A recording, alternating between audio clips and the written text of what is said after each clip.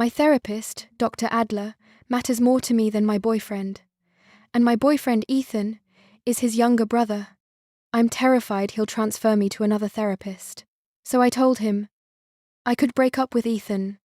Dr. Adler looked at Lana quietly, silent for a moment. Her hesitant, careful confession was like a crucial puzzle piece finally surfacing, giving all the blurry motivations a clear anchor. The air in the therapy room seemed to thicken. Then, very slowly, he gave a single nod. The gesture looked like confirming an important diagnosis. Thank you for telling me this. His voice was soft. I know that stating to my face your judgment of value between me and Ethan is an incredibly difficult and awkward thing to do. Thank you for not hiding it. He paused, gave her space. You're correct. There are dual relationship provisions in therapy ethics. When a therapist's personal relationship with a client may compromise the professionalism and objectivity of treatment, for the client's best interest, transfer must be considered. That's a fact. He acknowledged her concern honestly, didn't evade. Then he shifted focus back to her inner world. But right now, I'd like you to set the rules aside. Let's look together at what's really happening behind what you just said. His gaze was focused, deep, as if helping her part layers of fog. When I asked you what gave you the strength to restrain, what was worth protecting, your answer was, the space you and I have built together in this room. Safe, stable, trusted, understood. This therapeutic relationship. When he said the words, therapeutic relationship, his tone grew especially clear and solemn. It was both naming the bond and gently guarding its boundaries. This is the first time in your life you've clearly recognized there is a connection that is crucial to you. So crucial that you're willing to fight your most powerful, most destructive impulse to protect it. He continued. Now, let's look at your other sentence. I could break up with Ethan. He gently lifted that sentence from her justifications, laid it flat on the table. Hearing that, what I see isn't a solution. It's a pattern you know very well. When you feel that something is vital to you, but it's under threat, you immediately try to manipulate the external environment. You try to cut out the threat source at any cost to secure what you value. He looked into her eyes, his voice gentle, but piercing straight to the point. Today's focus isn't about whether you should break up with Ethan. That's a decision you'll have to make yourself eventually. He continued. Today's focus is this. You finally found something you don't want to lose. It isn't someone's love. It isn't some romantic relationship. It's the path to your own healing. So right now we don't need to rush into any trades or cuts. We just need to stay here with me and look carefully at this thing you just identified, this precious sense of caring. I felt confused. Dr. Adler saw the puzzlement on Lana's face. His expression grew softer. His voice shifted subtly, as if he were gently polishing and breaking apart the abstract concept from before. Feeling confused is completely normal. I may have crammed several concepts together just now. Too much to process at once. Let's slow down. He paused, looked for a simpler entry point. Let's try it this way. Imagine that for a long time, your actions have been driven mainly by two forces. One is intense anger and hatred, used to fight off harm. The other is the unbearable emptiness after battle ends, leaving you with no energy, just going with the flow. They're like two kings inside you. One is rage, one is void. Almost all your behavior has been ruled by them. He paused here, looked at her to make sure she was following his metaphor. Last week, in the situation with Ethan, both kings showed up. The angry one wanted to charge forward, follow the old playbook, possess, conquer, destroy. The empty one made you feel no energy, wanted to just give up. His voice gained emphasis. But this time, something entirely new appeared. A faint voice, completely different. This voice said, "No, if I do this, I might lose something important to me." He continued. Your confusion might be coming from this, because for the first time, you clearly heard that voice. It's not anger. It's not emptiness. For now, we can call it the guardian. He brought the focus back to the core. So, what I meant just now is this. Let's not rush to discuss whether the angry king should invade the neighboring country, whether to hurt Ethan. Let's not listen to the empty king's defeatist talk either. Our most important task is to turn around first. Take a good look at this newly born small guardian. Figure out, what is it? What does it want to protect? What does its appearance mean for you? He added. Because the birth of this guardian matters more than handling any external relationship. It is the true new hope in your inner world. He finished explaining patiently, then stopped, gave her ample time to think. Finally, in a calm voice, he asked, Does that make things a little clearer? I said, yes. I think I understand now. So, what should I do? Dr. Adler looked at Lana. In her slightly lost eyes, he saw a seed of clarity, newly sprouted, longing for direction.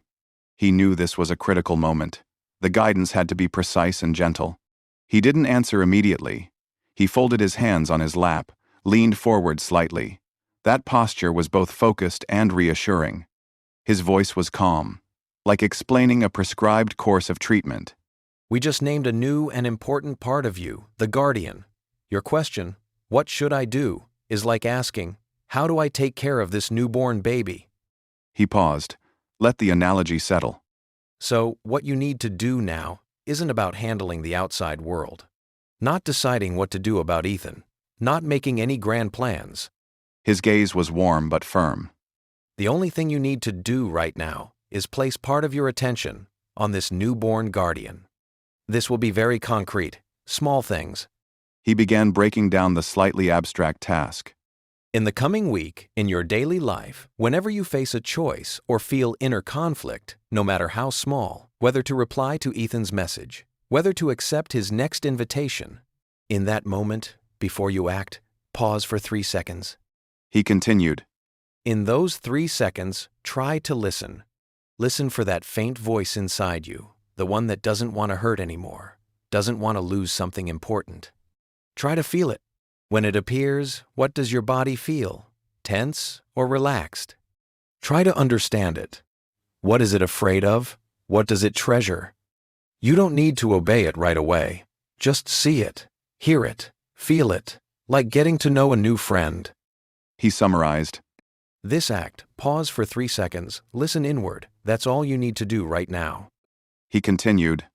Because when you truly start to know your guardian, it will slowly grow stronger.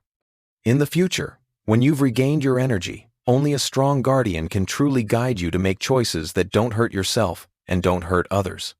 I was silent for a moment, then said, but right now, this guardian is telling me, while Ethan isn't in too deep yet, I should push him away, be cold, otherwise, I'll lose you.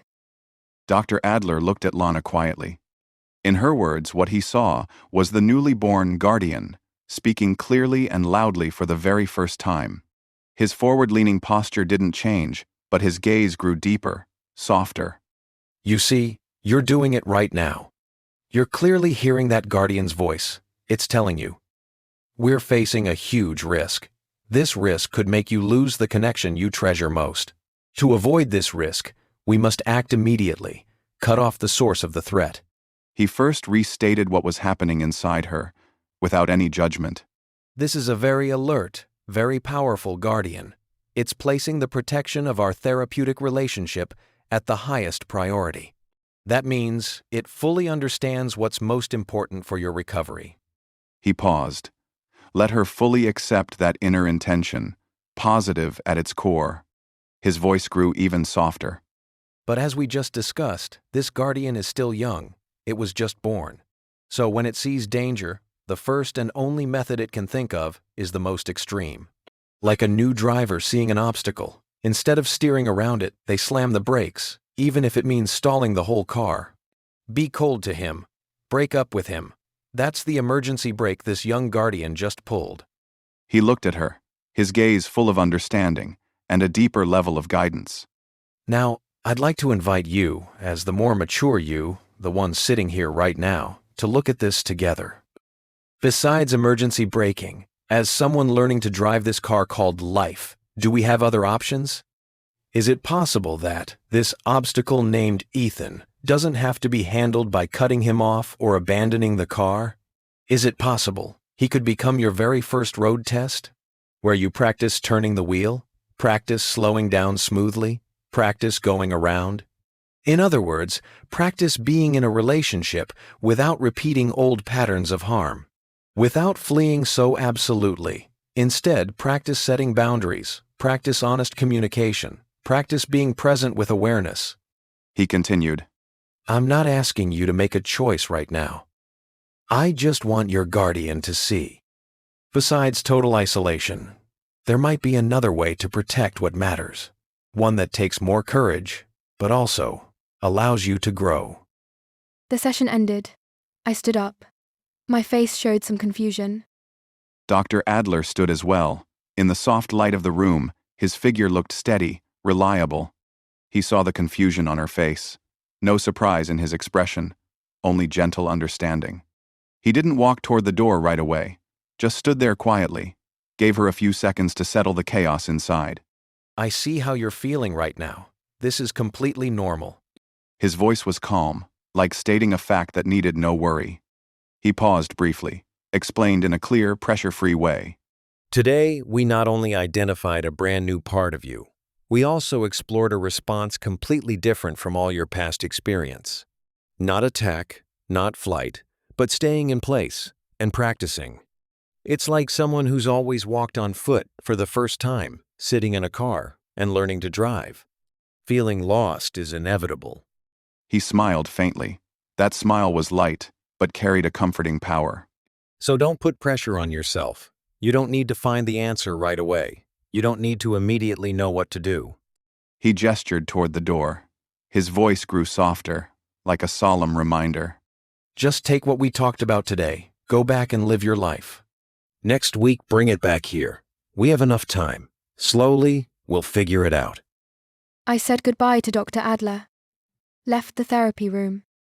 I walked slowly, walked an extra bus stop, then took the bus back to school. After Lana left, the therapy room returned to absolute quiet. Only the light from outside moved slowly, shifting the shadows the blinds cast on the floor. The cup of tea she'd barely touched had gone cold. No more steam rising. For a long time, Dr. Adler didn't stand up. Finally, he slowly rose, carried her teacup, along with his own, to the sink nearby. While rinsing the cups, he could still clearly recall the confusion on her face. He knew this afternoon's session had been information overload for her, even disorienting. But for someone who'd practiced therapy for years, this was undoubtedly a critical breakthrough. That guardian she'd identified under his guidance, that internal part that for the first time made her actively restrain a destructive impulse, just to protect their therapeutic relationship. That was the first solid foothold on her true path to recovery. From a professional standpoint, he should feel elated. But in this moment, what welled up inside him was something heavier, something harder to name: exhaustion. Because this major clinical breakthrough had come at the cost of placing his most cherished family member in a dangerous testing ground. Her last words still echoed in his ears, careful, almost transactional. I could break up with Ethan. To her, that was a solution, a way to avoid risk. But to him, it was proof of exactly how much Ethan weighed in her heart, a threat source that could be cut out at any time to achieve a more important goal. He leaned against the sink, raised a hand to pinch the bridge of his nose. He couldn't reveal a single word to Ethan. That was his inviolable professional rule. He could only watch, helplessly, as his younger brother walked toward her step by step, emotionally innocent, like a blank page, heart wide open, completely unguarded. And the suggestion he'd just made to her, to use this relationship as her practice field, to practice setting boundaries, practice honest communication. That was no different from handing a sharp scalpel to a beginner still learning how to control her own body. The practice process would inevitably involve mistakes and harm, and the one who would bear all of it would be Ethan, his younger brother, who once invested, gave everything. Dr. Adler turned around, looked out the window at the city skyline slowly being painted by the setting sun. He knew he had made the most professionally responsible choice for his client. but as a brother, he felt a deep, unprecedented helplessness. Thanks for watching. Subscribe and turn on notifications so you don't miss Dr. Adler's next session.